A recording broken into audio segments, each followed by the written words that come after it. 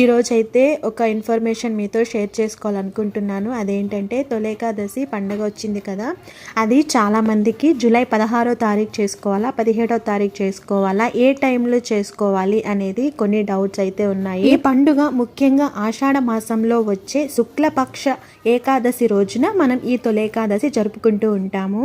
ఇది సంవత్సరంలో ఉండే 24 ఏకాదశుల్లో ఈ ఆషాఢ శుక్ల ఏకాదశి మొదటిదన్నమాట.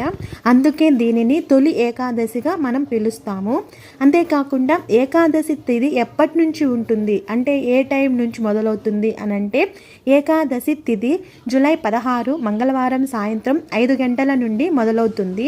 అలాగే జూలై 17 బుధవారం సాయంత్రం 5 గంటల 56 నిమిషాలతో ఈ సమయం ముగిస్తుందన్నమాట. మనం సూర్యోదయం టైంలో మనం పూజలు చేసుకుంటాం కాబట్టి జూలై 17వ తారీఖునే బుధవారం రోజునే మనం తొలి ఏకాదశి